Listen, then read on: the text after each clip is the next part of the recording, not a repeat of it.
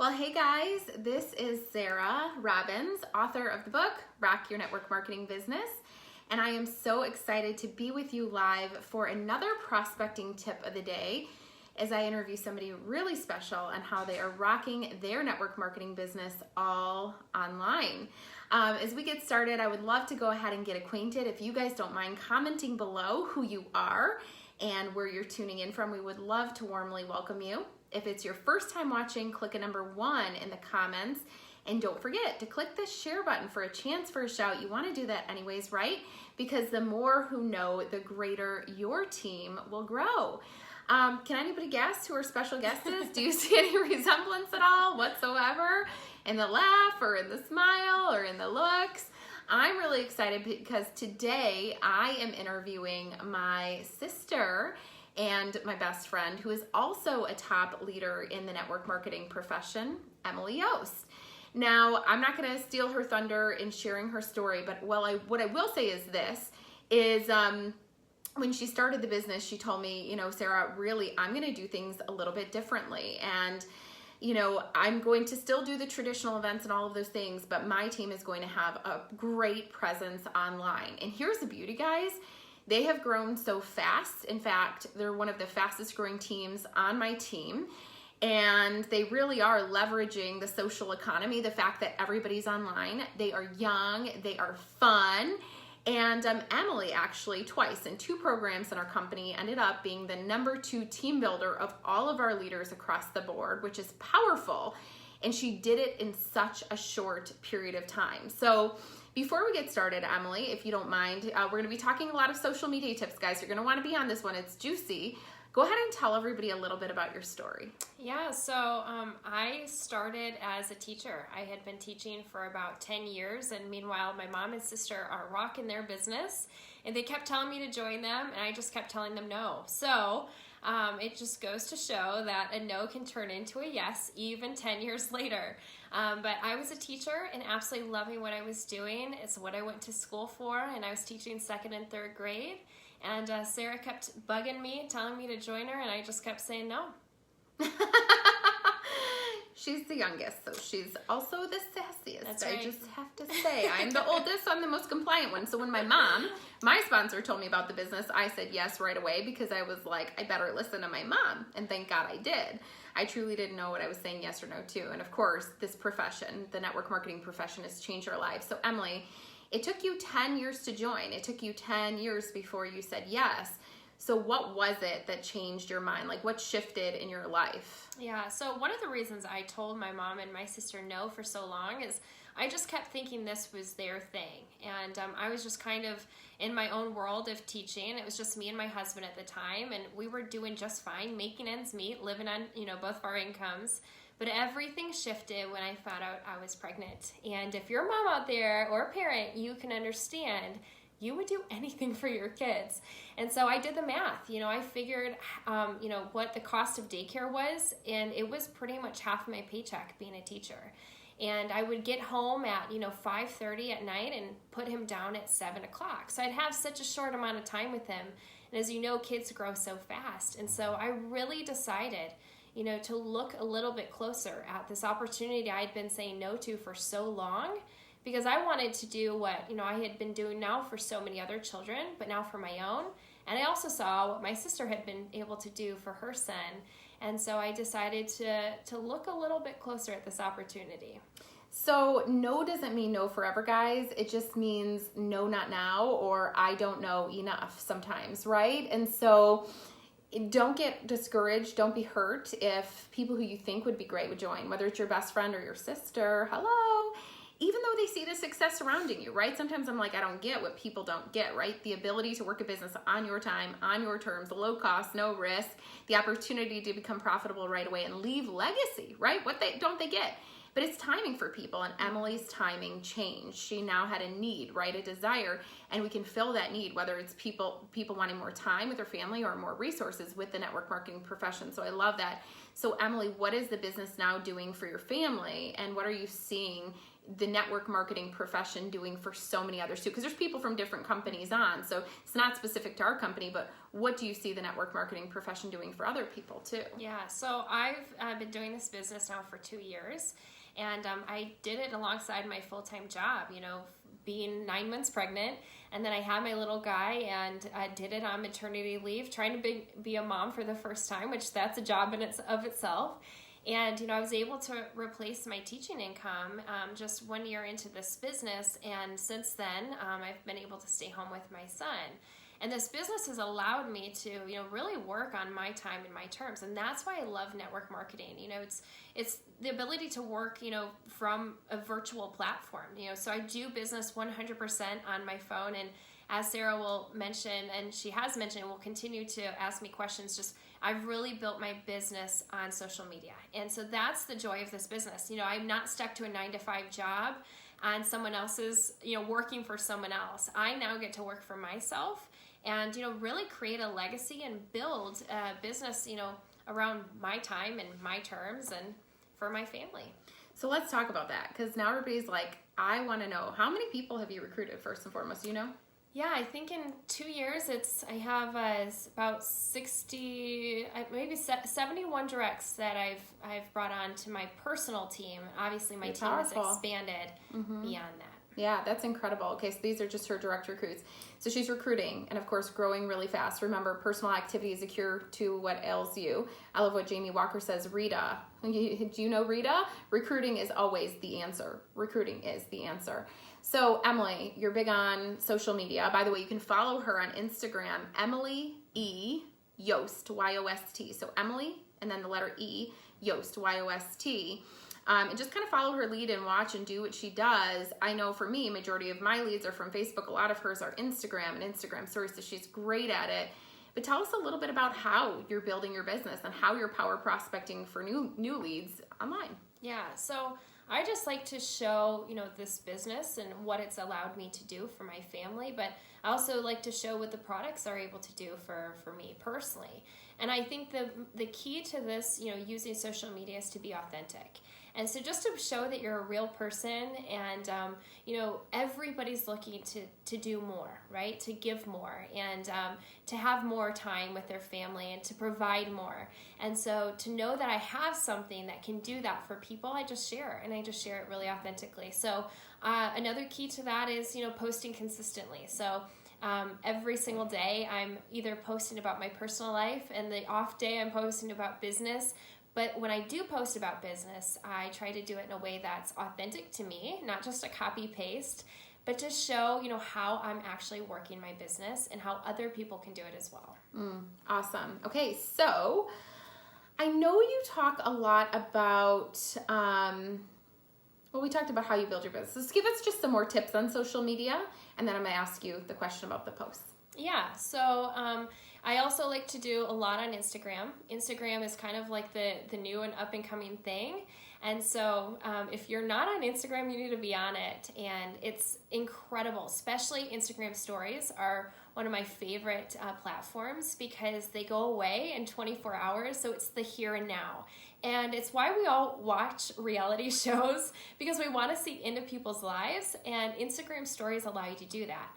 So I like to show, how I'm using the products, or how I'm growing my business, or how I'm helping other people on my team. So people that are watching me, they're, prospective consultants, are able to see, what, she's not only successful, but she's also helping other people on her team be successful. So I like to just give snapshots, and Instagram stories are my favorite way of doing that. A lot of storytelling. That's what I love. Is network marketing is not about selling, it's about storytelling. So she's always talking about stories of people on her team whose lives are being changed by the products, and whose lives are being changed by the business too, by telling a lot of stories and telling her stories in day-to-day too. Now, speaking of stories, Instagram stories, I know Emily's big on, and I believe too, it's free advertising. So I just want to take a poll. If you watch Instagram stories over looking at posts, I want you to comment below stories. That's me. No offense, I don't really go down the feed anymore. I'm like, just when I'm tired at the end of the day, it's like, my dose of reality TV, but with real life people that I love. So I just watch their stories. stories. But if you are big on scrolling the news feed, and that's important to you, go ahead and post that below. I see people posting, okay, we are seeing stories. Let's see, stories feed, you know, what are you? Let's hear from you guys. Hold on one second.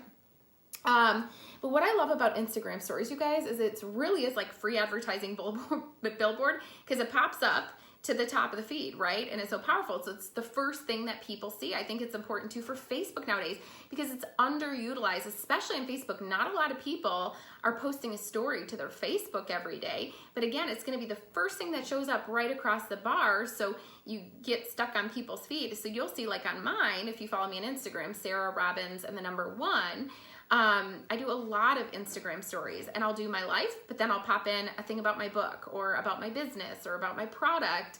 And people actually follow me because I post about things that I love, like healthy cooking and blah, blah, blah. So it doesn't have to be just about your business. In fact, I get followers for people who talk about my cooking, which is hilarious. She knows me. I just started cooking. Like, I'm impressed. My sister, Katie, Dashing Dish, you should follow her, is known throughout the world for her cooking and is on national TV and has written a best-selling cookbook, Dashing Dish, if you want to follow her. I'm like... No, I'm not Dashing Dish. I've like microwave stuff in my life. Now that I'm into healthy lifestyle, I don't anymore. Don't worry. I don't even use my microwave. Okay, I'm totally off track here. Okay, so you have taught a lot about pull posts versus push posts.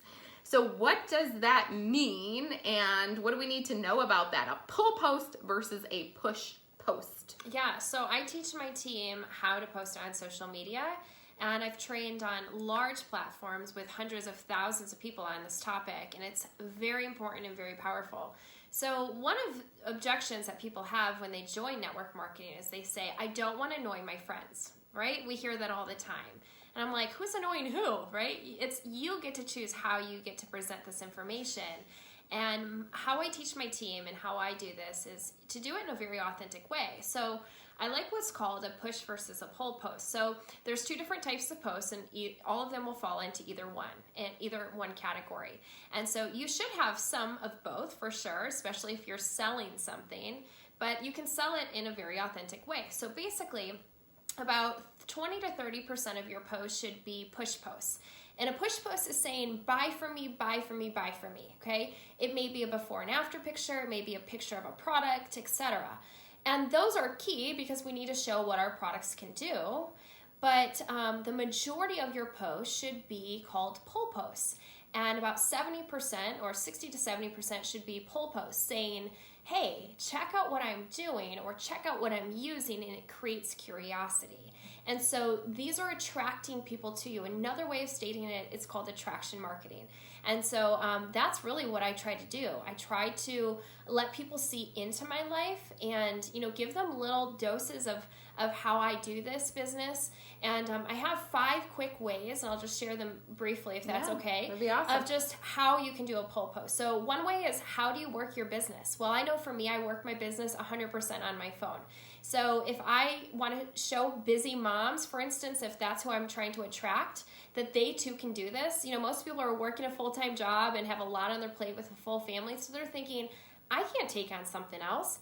Well, if I know that you can do this business in the little nooks and crannies from your phone, I have to show that, right? So I might take a picture, post it on Instagram stories, showing that I'm working my business, and here's my baby monitor, he's fast asleep, and I'm working on my time and my terms when I want, okay? So that's one way. You can also show why you're doing this. You have to remember, not everybody is passionate about necessarily what you're offering as an opportunity to sell, right? So people say, I'm not passionate about, vitamins or shakes or skincare or whatever it may be. Well, I'm not either. But you know what I am passionate about? I'm passionate about my reason why for doing this, and that's to stay home with my son. And so I'll take pictures of him all the time, but in the caption I'll say, I love that this business has allowed me to stay home with my son. Another thing is show the growth and the success of your personal business. People want to join successful people. If you're just starting out, it's okay. Or if you're still kind of trying to find your footing in your company, show success, fake it until you make it, right? Mm-hmm. Any kind of success, whether your sponsor sends you a card and says you're doing a great job, post that on social media. If you get a customer, give them a shout out on your social media to let other people know you're growing your business as well. Also show the success of the company that you're a part of, right? People want to join thriving, successful companies. And so you can do that in a way too to create curiosity that people will want to know more. So just by doing these brief things, I've had a lot of people, I've said I've recruited 71 people direct to me. A lot of these people have come to me and they've messaged me saying, hey, Emily, I want to know more about your company, or I want to know more about what you do. And that is proof that push versus pull attraction marketing really works. And if you look at my Instagram, you'll see, or even my Facebook, it does not look like a Macy's one-day sale. Okay, you can't always just post your products and what they do. That's important, but it can't be the key of your social media if you're trying to use it to grow your business. Guys, gosh, just follow her and see what she does. Something else that she trained on, we did a social media summit, which I'll tell you about in a second, but she trained on even using Facebook, our actual page. It's so visually appealing, right? And so use the same filters for your photos. You'll see, Emily, to just create a congruent feel. Because if people just happen upon one of your posts, they go to your account to see if you're somebody they want to follow. And if it's a bunch of sloppy buy now, join now, all of these things, a bunch of text and, no visual appeal, I think that's important. So speaking of, I do want to just tell people, most people aren't aware, we did a 2-hour social media summit together. It was powerful. At till 11 o'clock at night. Yeah. Emily literally trained on exactly how she's actually built 2 6-figure businesses on Instagram alone with no paid advertising money. Am I right? Yeah. 2 of them. So you can follow her at Emily E. Yost, but she teaches how she did it on the social media summit. I taught how I built a 7-figure business, and actually probably now we own about 5 businesses leveraging Facebook as our primary hub. We talked about Facebook and Facebook stories, Instagram stories. We talked a lot about live video and virtual events, you guys. Somebody just said, how do you get people following you? We talked about the hashtags, how to get people to follow you. I taught about on Facebook how to find new friends and engage in that community. If you did not purchase that summit yet, guys, it is so powerful. Go to sarahrobbins.com. That's how you spell my name, sarahrobbins.com. And under the store, pick up social media that sells. It is a 2-hour summit of juicy tips on how we both built 2 of the top teams and, of course, became 2 of the top recruiters in our company, all leveraging social media with no paid advertising money. It is powerful. Did anybody take that summit, by the way? If you did, post your reviews below. It is powerful. Okay, so one last question, and this is super juicy, so I want you guys to tune into this and stay on until the end here. So I know that you're the first to say, because this is important. People just think they can hide behind a computer all day and just build a business, right? Because they're hearing all of this and they're thinking, okay, good. So I don't have to do anything else. It's not that easy. Building something this substantial, it just doesn't come easy, right? It takes sacrifice, hard work. So we will always say that conversation starts online, but you have to take it offline. You have to. So you're a big proponent of 3-way calls with your team. I have a gal, Stacy Thayer, shout out to you. She built a 6-figure business actually within her first year of doing the business. And she did it in an hour a day, but over her kids' sleep time and nap time. And she tells people, number one way she did it was 3-way calls. So can you tell us about the value of the 3-way call, a little bit about how they work? And I think the biggest thing is how do you get people on those calls? That's the biggest thing I hear people is like, how do you even get people on those calls without thinking I'm a weirdo? Yeah. So as Sarah mentioned, I immediately take things offline, and that is key. To this business and to any network marketing business is stop the conversation. I use social media to attract people to me and to connect with other people. But when people reach out to me or I reach out to them and we start engaging in a dialogue, and it eventually gets to the questions of, well, how do you work this business? Or how much does it cost to start? Or, any kind of question. I immediately say, I'd love to chat with you. It's so much easier to take it to chat online than to type it all out. Do you have a few minutes today or tomorrow that we can connect? And I always, as Sarah taught me, always keep it between 24 to 48 hours of that initial contact. Because other than that, timing than that, it can lose their interest. So I just ask them, do you have a few minutes so we can chat? And I give them some opportunities of times that I'm free in those next 2 days. And so I let them choose.